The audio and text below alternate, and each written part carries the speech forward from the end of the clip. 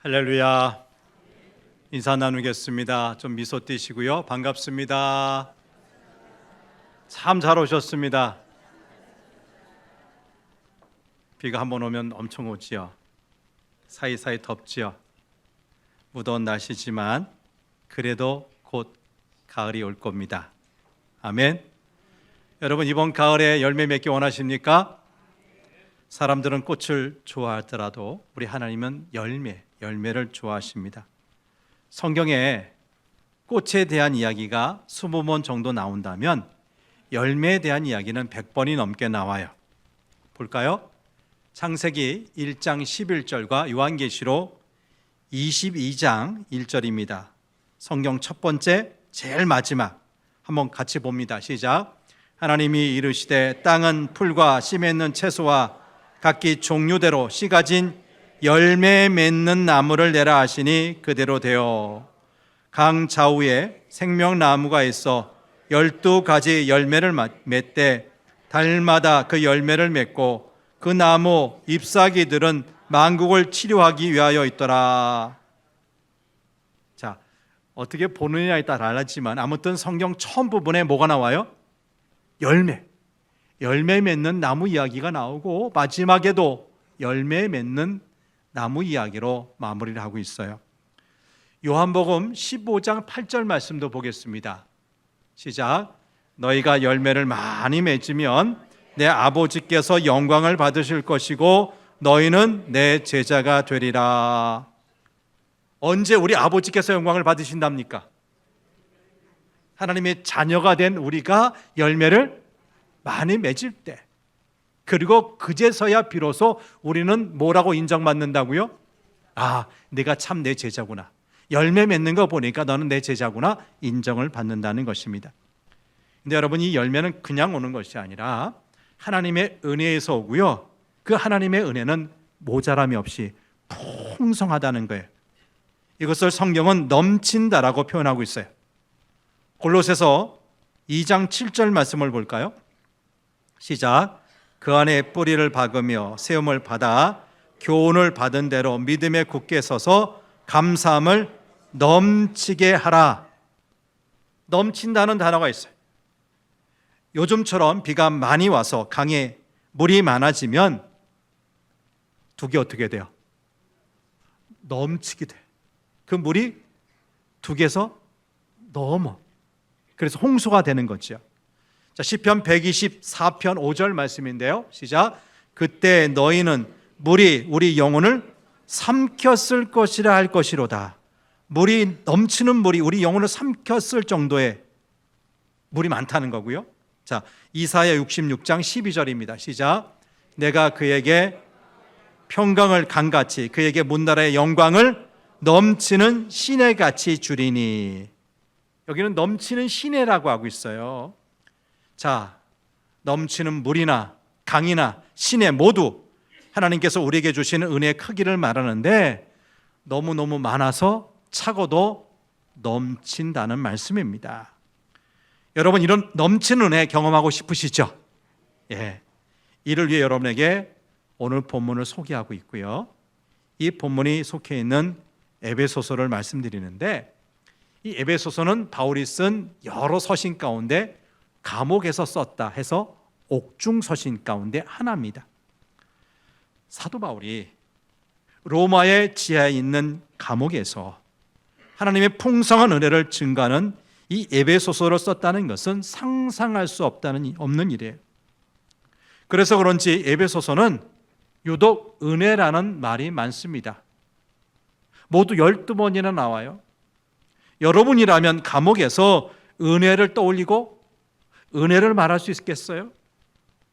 은혜뿐 아니라 영광이란 단어도 8번 나오고요. 충만하다는 단어는 7번, 풍성하다는 단어는 5번 나와요.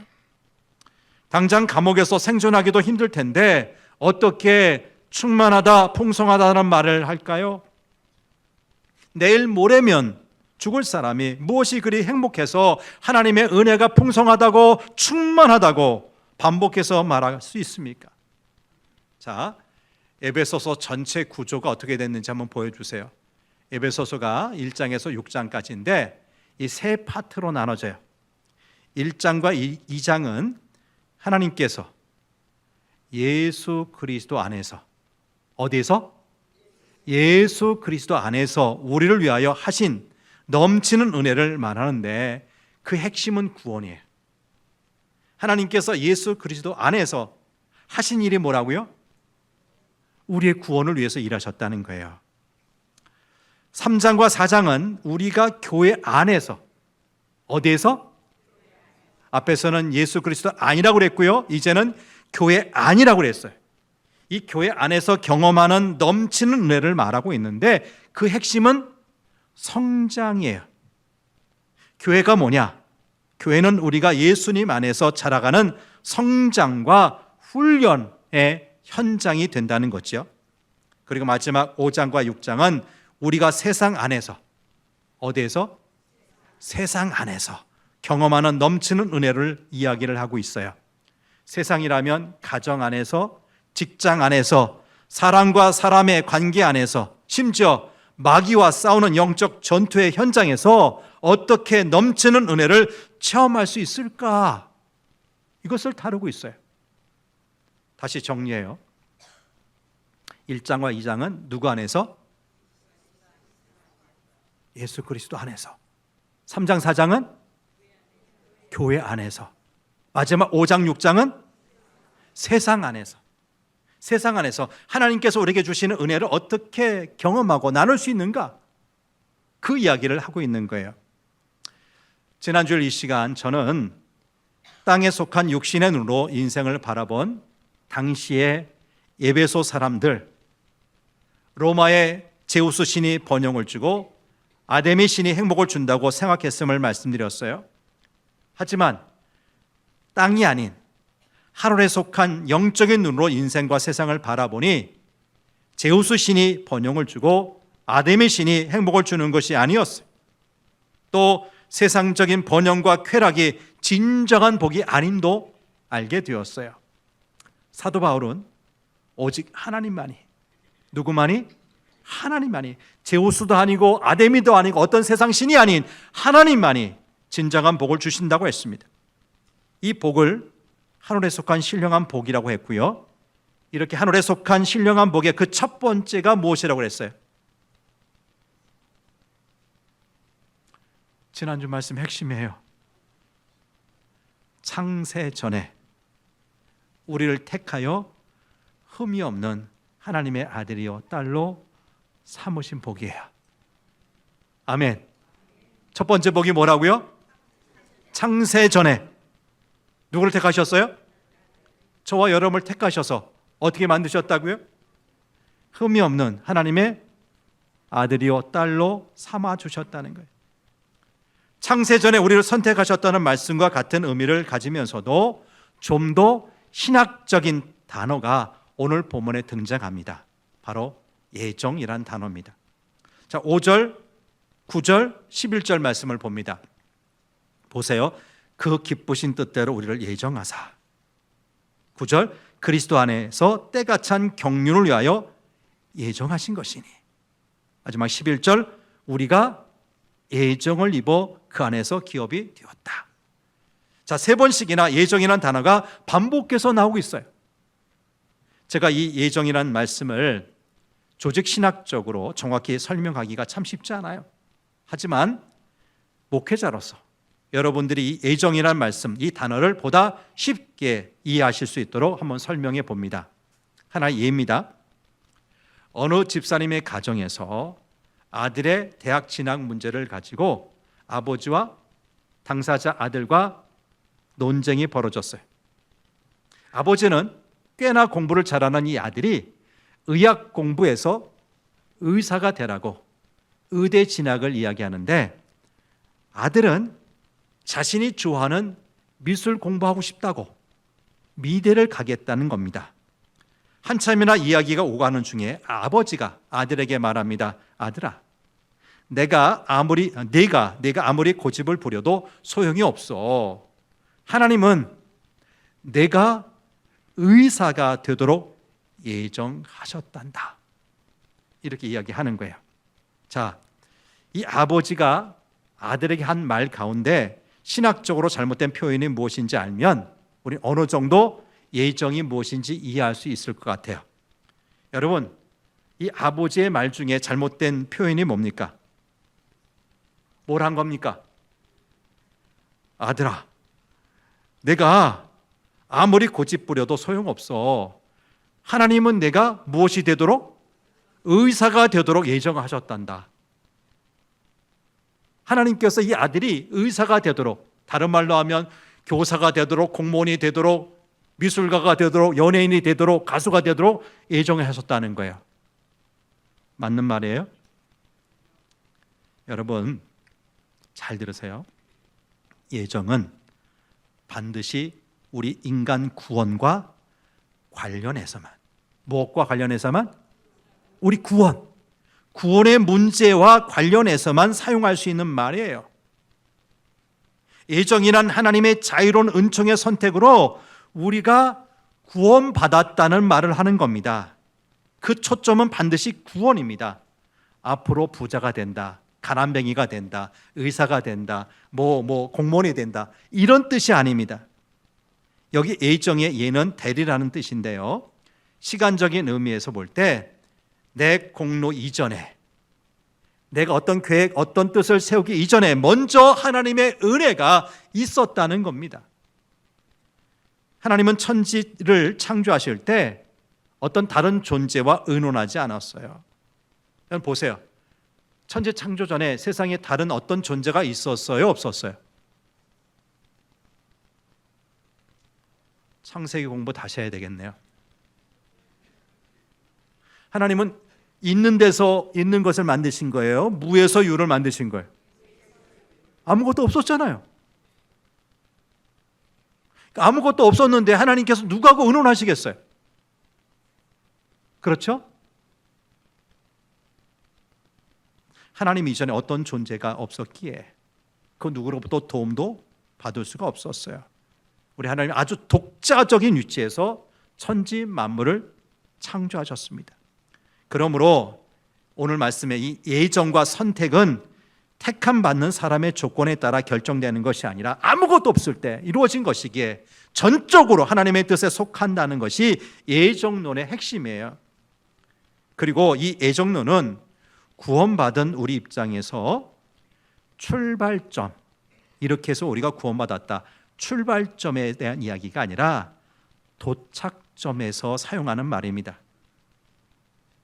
다시 말해서 구원받고 하나님의 자녀가 된 내가 도대체 무엇 때문에 어떻게 해서 내가 구원받았지? 내가 볼 때도 형편없는데, 세상에서 얼마나 내가 못되게 살고 이런 죄 저런 죄 많이 지었는데 그럼에도 불구하고 그런 내가 어떻게 구원을 받았는가 돌이켜보니까 모든 것이 하나님의 은총이요 사랑이었다는 신앙 고백에 속해 있는 것이 예정인 거예요.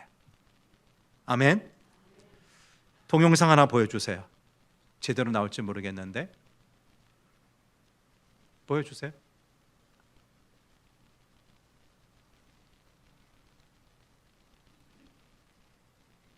소리도 안 나네.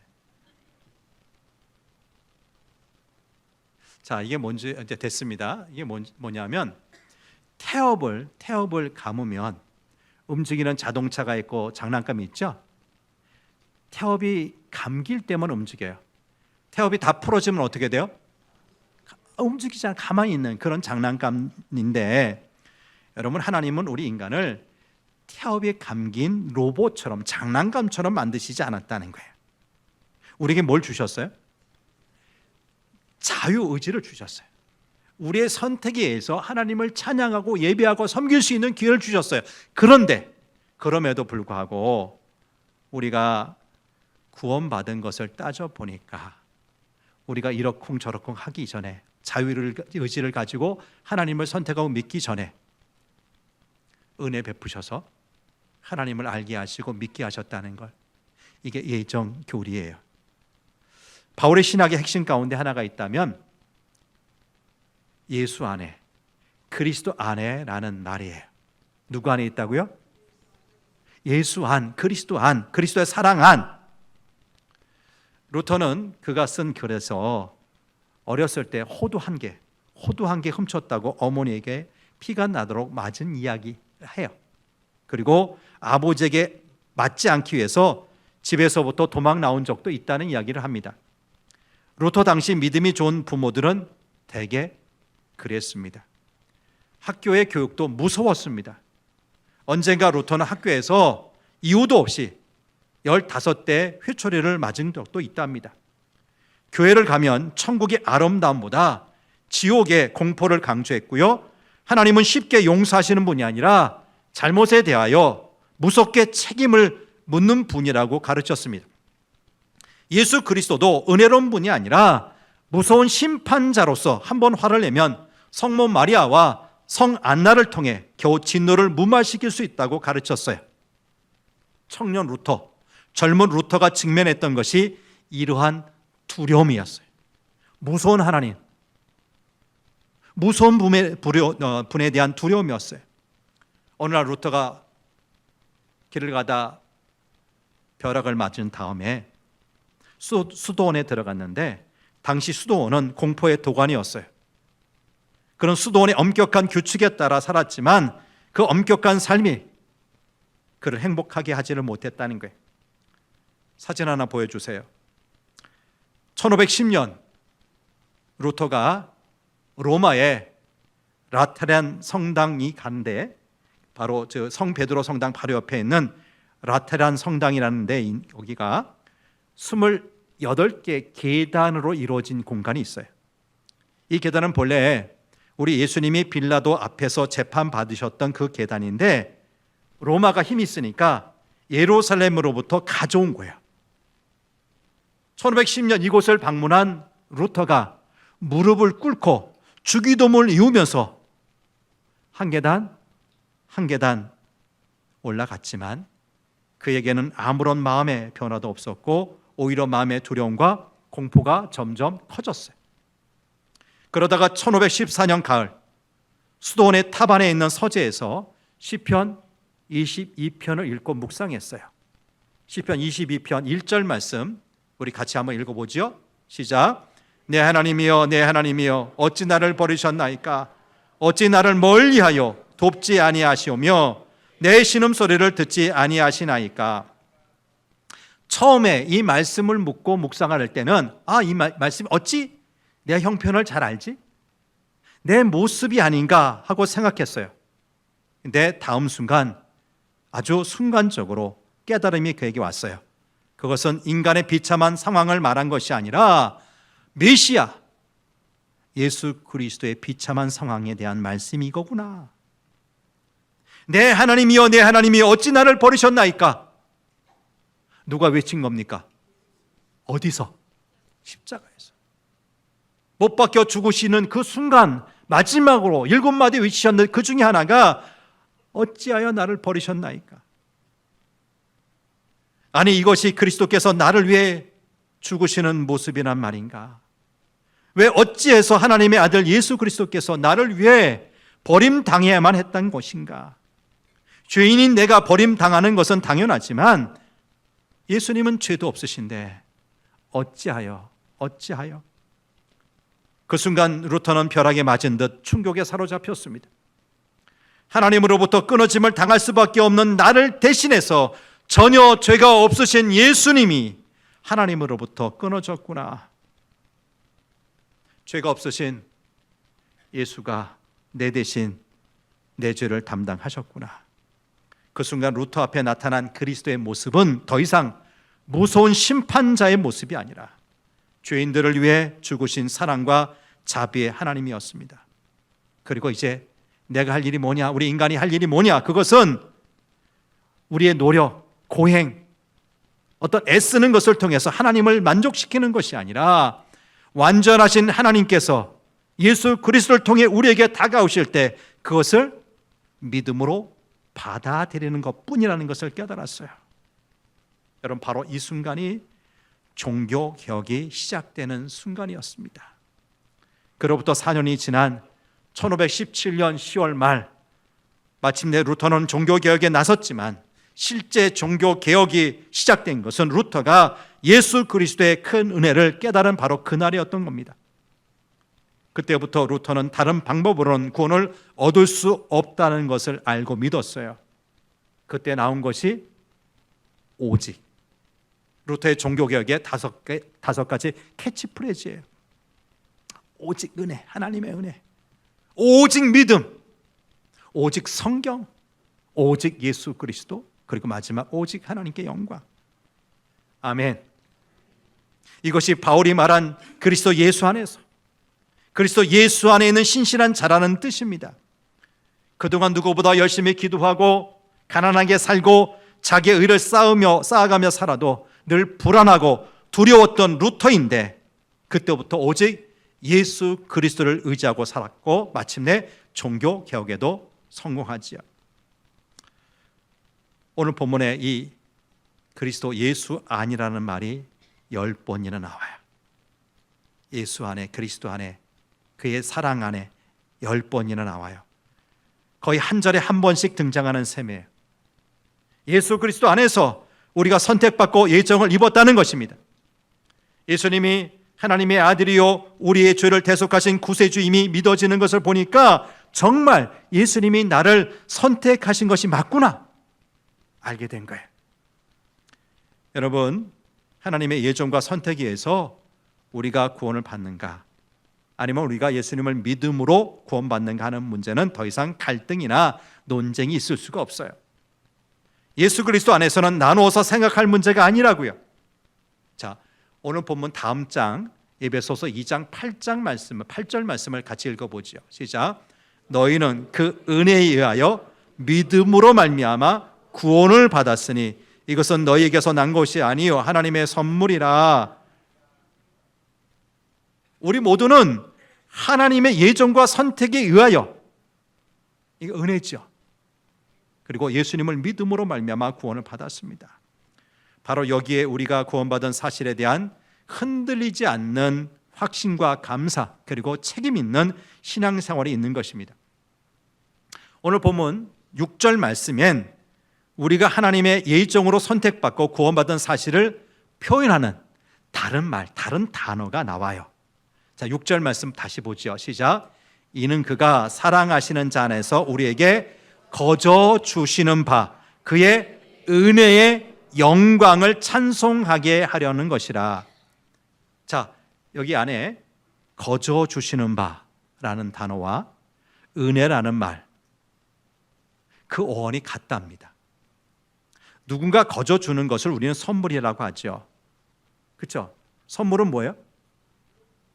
공짜에 그냥 주는 거예요. 누군가 나를 생각해서 선물로 주는 거예요. 선물 받을 만한 자격이 있어 주신 것이 아닙니다. 우리에게 의가 있고 공로가 있어서 선물로 주신 것이 아닙니다. 우리가 노력하고 수고해서 얻은 것도 아닙니다. 하나님의 전적인 주권에 의해서 그 어떤 수고도 공로도 자격도 없는데 우리에게 공짜로 주신 것이 구원이에요. 이것이 은혜요, 하나님의 주권적인 선택이요 예정이라는 말씀입니다. 근데 이 선물은요, 주는 쪽 마음대로예요. 누구 마음이라고요? 받는 사람 마음이에요? 주는 사람 마음이에요? 주는 사람 마음이죠. 이것이 어떤 사람에게는 이 선물 주고 왜 난 안 줍니까? 말할 수 없고요, 항의할 수도 없어요. 따지고 조를 수도 없는 것이 선물이에요. 여러분, 은혜라는 것은 우리 하나님의 자유로운 선택으로 주어지게 됐다는 이야기지요. 근데 여러분 잘 생각해 보세요.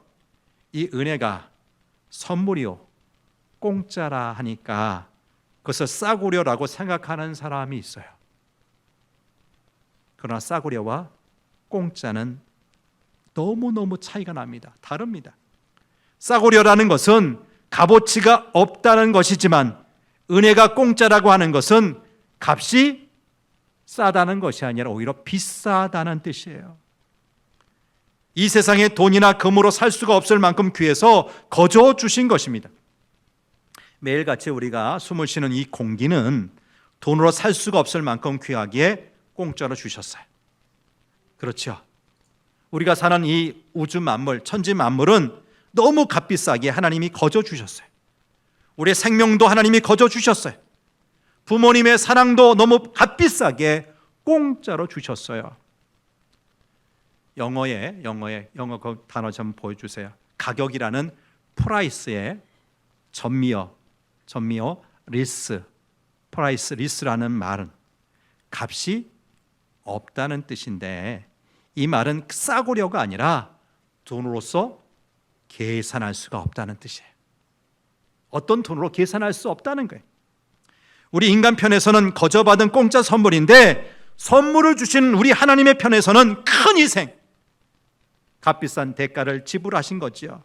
곧 독생자 예수님을 죽이고 우리를 살리신 것, 우리를 선택하기 위해서 예수님을 십자가에 버리신 것입니다.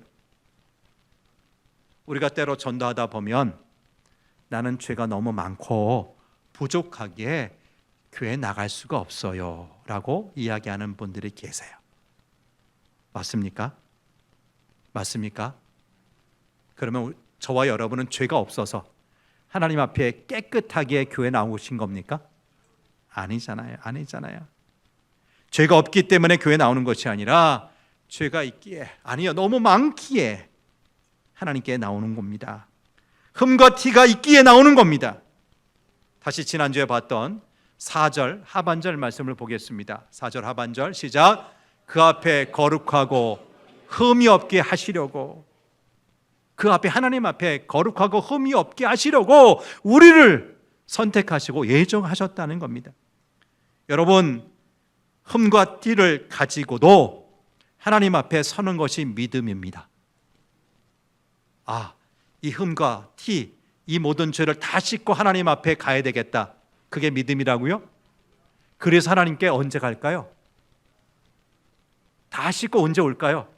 그럴 수 있어요, 없어요? 없어요. 여전히 흠과 티가 많아도, 여전히 죄인이어도 우리는 하나님 앞에 나오는 겁니다. 이것이 믿음이에요? 하나님은 우리가 거룩하고 흠이 없기 때문에 선택하신 것이 아니라 거룩하고 흠이 없게 하시려고 선택하셨습니다. 그렇다면 이렇게 흠과 티가 많은 우리를 위해 우리 예수님, 성자 하나님이 하신 일이 무엇입니까? 7절 말씀을 우리가 봅니다. 7절 시작. 우리는 그리스도 안에서 그의 은혜의 풍성함을 따라 그의 피로 말미암아 속량 곧 죄 사함을 받았느니라. 예수님이 우리를 위해 하신 일 단 한마디로 말하면 속량 곧 죄 사함입니다. 하나님이 우리를 예정하시고 선택하셨지만 여전히 흠과 티가 많은 우리를 마침내 예수님이 깨끗하게 하셨어요. 여기서 속량이라는 단어는 어떠한 대가를 치르고 물건을 샀다, 구입했다는 뜻입니다. 근데 예수님은 무엇을 주고 우리를 사셨어요? 구약 성경 보니까 요셉이라는 사람이 형들의 미움받고 은 20에 애굽의 노예로 팔려요. 복음서를 보면 예수님께서 그의 제자 가룟 유다에게 은 30에 팔리더라고요. 그런데 예수님은 우리를 얼마에 사셨어요? 은 20? 아니면 30? 자, 7절 하반절 말씀을 다시 보세요. 그의 피로 말미암아 속량 곧 죄사함을 받았다. 예수님이 우리를 사시기 위해서 지불하신 게 뭐예요? 돈이에요? 금이에요? 은이에요? 뭐예요? 자신의 피예요. 자신의 피예요. 우린 이 피에 대해 깊이 묵상해 볼 필요가 있습니다. 이 피는 참으로 신비로운 물질입니다. 피를 많이 흘리면 어떻게 돼요? 사고를 당했어요. 빨리 조치를 못하고 피가 마냥 흘렀어요. 어떻게 되죠? 생명이 위험당하는 거예요. 죽을 수 있는 거예요. 여러분, 아무리 과학이 발달해도 피를 만들지 못해요. 맑은 피가 우리 몸을 구석구석, 심장에서부터 저 구석구석까지 돌아야 되는데 그 피가 탁해져서 제대로 돌지 못하면 어떤 일이 벌어지죠? 뇌에서 돌다가 여기서 막히면 어떻게 돼요? 뇌졸중이 오는 거 아시죠? 심장에서 막히면 어떻게 돼요? 심장 질환이 오는 거예요. 그러다가 어떻게 돼요? 죽는 거죠. 여러분, 피는 하나님만 만드세요. 오직 하나님이 주실 수 있는 선물이에요. 과학은 얼마 전까지만 해도 생명이 어디에 있는지 몰랐어요. 근데 수천 년 전 기록된 레위기 17장 11절 말씀 보니까 육체의 생명은 어디에 있다고 그랬어요? 피에 있다고 분명히 말씀하고 있어요. 혈액형에 문제가 없다면 흑인이든 백인이든 우리 아시아 황인이든 간에 누구라도 수혈, 피를 주고받을 수가 있어요. 특히 우리의 구원을 위해 준비하신 예수님의 피는 참으로 신비스럽기까지 합니다. 우리 예수님의 피의 순결, 피의 예수님의 그 보혈의 깨끗함을 지키신 우리 하나님의 계획이 얼마나 대단한지 의사들도 놀랍니다. 우리 정자나 난자에는 피가 없답니다. 근데 이 정자나 남자가 여인의 나팔관에서 결합되면 피가 생기고요. 이때 혈액형이 결정된대요. 그리고 그 후에는 어머니, 잉태한 어머니의 피가 태아에게 흘러 들어가지도 않아요. 그러니까 어머니의 혈액형과 아이의 혈액형이 다를 수 있어요, 없어요? 다를 수 있죠. 하나님은 우리 예수님이 동정녀 마리아의 몸에서 잉태되도록 하셨어요. 성자 예수님의 생명이 동정녀인 마리아의 몸, 곧 자궁을 빌린 것이지 그녀의 난자까지 빌린 것이 아니라고요. 하나님은 죄인인 아담의 피와 함께 흘러온 인간의 피가, 더러운 피가 예수님께 어떤 영향도 미치지 못하게 하셨던 거지요. 그래서 히브리서 10장 5절 말씀 그 가운데를 보시면 우리 하나님이 뭘 예비하셨다고 그랬어요? 한 몸을 예비하셨답니다. 우리 구원을 위해서 한 몸, 누구를 말할까요? 동정녀 마리아의 몸을 예비하신 거예요. 그렇죠? 그리고 베드로전서 1장 19절 말씀 보니까 그의 피, 예수님의 피를 무슨 피라고 그랬어요? 세상에 죄가 섞이지 않은 깨끗한 피, 보배로운 피라고 한 것입니다. 성경의 역사를 다르게 보면 피의 역사라고도 할 수 있어요. 에덴 동산에서 죄를 범한 아담과 하와의 그 벗은 몸을 가리시기 위해서 양이 피를 흘리며 죽어야만 했어요. 우리 하나님이 벗은 아담과 하와를 위해서 가죽옷을 지어 입히셨잖아요. 그렇죠? 그러니까 그 짐승이 죽어야만 했어요. 노아 시대 홍수 심판 이후 구원받은 감사의 제사를 드릴 때 정결한 짐승을 잡아 피를 흘렸어요. 최초의 유월절에는 가정마다 어린 양을 잡아 문설주와 문지방에 그 양의 피를 발랐어요. 그 양의 피를 보면 죽음의 천사가 장자를 죽이지 않고 그냥 넘어갔죠. 여리고성이 무너지던 날 기생 라합의 집엔 피를 상징하는 붉은 줄이 매달려 있었어요. 구약시대 제사장들은 이스라엘 백성들의 죄를 하나님께 아뢰고 용서를 구하기 위해서 짐승의 피를 사용했어요. 그리고 그 피의 역사가 골고다 언덕으로 이어졌어요. 예수님의 머리엔 가시관이, 그의 손과 발엔 대못이, 그리고 옆구리에는 창이 찔려져서 피를 흘리셨어요.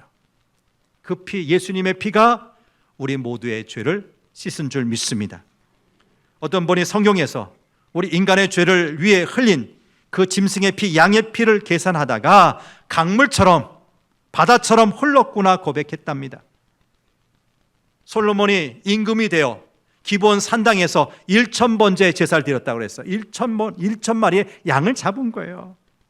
열왕기상 8장 62절 이하 말씀 보면 예루살렘 성전을 짓고 봉헌식을 할 때 소 22,000마리, 양은 무려 12만 마리가 피를 흘리며 죽어야만 했어요.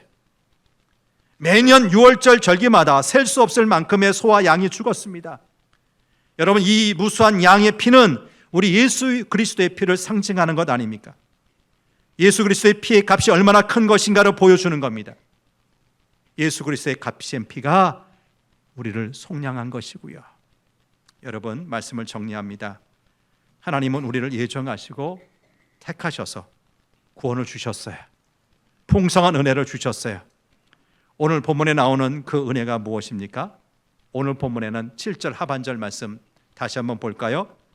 그 피로 말미암아 속량 곧 죄사함을 받았느니라. 예배소서라고 하는 비행기를 타고 하늘 높이 올라가 이 땅을 보면 하늘에 속한 신령한 복이 보여요. 어떤 복이라고요? 하늘에 속한 신령한 복이 보이기 시작한다고요. 그 첫 번째 복이 뭐라고 그랬습니까? 하나님께서 자격 없는 우리를 선택하셔서 흠과 티가 없는 자신의 아들과 딸 자녀로 삼으신 복이에요. 그리고 하늘에 속한 두 번째 복을 오늘 특별히 받는데 무슨 복입니까? 우리를 속량, 곧 죄 사함을 주셨다는 거예요. 여러분, 우리가 얼마나 소중한 존재인지 아십니까? 우리는 예수님의 생명, 하나님의 아들 예수님의 생명과 맞바꾼 존재들입니다. 로마 시대 로마 군대가 다른 나라와 싸워 승리하면 패한 나라의 백성들은 잘났던 못났던 로마의 노예가 됩니다. 그리하여 당시 로마인들이 거느린 노예가 무려 600만 명이나 되었다고 합니다. 노예가 되면 노예로 살다가 노예로 죽고 맙니다. 근데 누군가 값을 치르고 그 노예를 사서 그에게 자유를 주고 해방시켜 주는 거예요. 이것이 뭐예요? 이게 속량이에요. 우리 인간이 죄를 지면 죄의 종이 되고 맙니다. 죄의 종은 사탄의 노예가 되어서 영원한 멸망으로 끌려가고 말지요. 이때 예수님께서 당신의 피로써 우리 몸값을 치르시고 우리를 해방시켜 주셨습니다. 이것이 속량입니다. 속량 곧 죄사함을 받았느니라고 했는데, 그러면 이 속량과 죄사함의 관계는 무엇입니까? 무엇이 다릅니까? 속량은 죄와 사탄의 속박에서 해방되는 것이에요. 해방되는 것이에요. 그리고 죄사함은 속량을 받은 자가 하나님 앞에 나아가서 이전에 지은 죄를 용서받는 겁니다. 아멘. 유대인들에게는 속죄일, 곧 거룩한 날이 있어요. 1년에 한 번 이 속죄일이 되면 제사장은 2마리의 염소를 취합니다. 그 중에 한 마리는 잡아서 제단에 피를 뿌리고 나머지 한 마리의 염소에는 안수를 합니다. 염소 머리에 안수한다고요. 이스라엘 백성들의 모든 죄를 이 염소 머리에 전가시키는 겁니다. 그리고 돌아오지 못할 먼 곳으로 이 염소를 보냅니다. 예수님은 십자가를 지시고 예루살렘 성문 밖으로 나가셨습니다. 우리의 모든 죄를 동이 서에서 먼 것 같이 옮기신 것이죠. 이날 사탄의 머리가 부서지고 우리의 죄의 문제가 해결되었습니다. 그러므로 하늘에 속한 신령한 눈으로 보면 어찌 보면 이 날이 인류 역사상 가장 위대한 날이 아닐까 싶습니다. 여러분, 하늘에 속한 눈으로 이 세상 사람들을 바라보면 가장 존귀한 자는 대통령도 어느 재벌 총수도 어느 유명한 축구선수 스타가 아니라 이곳에 계신 저와 여러분임을 믿습니다. 왜 그렇습니까? 창세전에 하나님께서 저와 여러분을 어떻게 하셨어요? 택하시고 예정하셔서 흠과 티가 없는 하나님의 아들, 딸로 삼으셨기에, 그런 우리 여전히 흠과 티가 있는데 성자 예수님께서 어떤 일을 하셨어요? 하나밖에 없는 생명, 그 피를 흘려 씻으셨어요. 우리 죄를 씻으셨어요. 아멘이시죠? 그러니까 우린 그런 위대한 사람들이에요. 좋은 사람들이에요. 옆에 있는 분 한번 보십시오. 어떤 분이에요? 어떤 분이에요? 함부로 대할 수 있는 분이에요? 쉽게 헌담하면 돼, 안 돼요? 욕하면 돼, 안 돼요? 아니, 이분들을 위해서 우리 하나님이 어떤 역사를 일으키셨는데, 예수님이 어떤 일을 하셨는데 감히 그런 사람들에게 함부로 이야기하겠어요? 귀하게 여깁시다. 사랑합시다. 그런 아름다운 공동체 안에 우리 모두가 존재함을 감사하는 우리 모두가 되기를 축복합니다. 하나님 아버지, 우리는 땅에 속해 있기에 자꾸만 땅에 속해 있는 것, 오늘 있다가도 내일 없어질 것을 연연해 합니다. 이제 우리 하나님의 은혜 가운데서 하나님의 신령한 눈을 가지고, 영적인 눈을 가지고 하늘에 속해 있는 신령한 복이 무엇인지 바라볼 수 있도록 도와주옵소서. 따지고 보니까 내 스스로를 압니다. 내가 얼만큼 못되게 살았는지, 하나님의 자녀답지 못하게 살았는지, 이런 내가 어떻게 하나님의 사랑을 받고 은혜를 받을 수 있을까 싶을 정도로 내 자신이 어떤지 나는 압니다. 그런데 그런 나를 위해 창세전에 하나님께서 예정하시고 택하셨다는 것입니다. 그리고 때가 되자 그의 아들 예수님께서 하나밖에 없는 생명 버려가며 피를 흘려 그 흉악한 우리의 흠과 티, 죄를 깨끗하게 씻어 주셨다는 겁니다. 이런 은혜를 우리 모두가 입었습니다. 감사하게 하여 주옵소서. 나만 감사할 것이 아니라 주변에 있는 사람들이 다 그런 사람들입니다. 그러기에 존귀하게 보게 하여 주옵소서.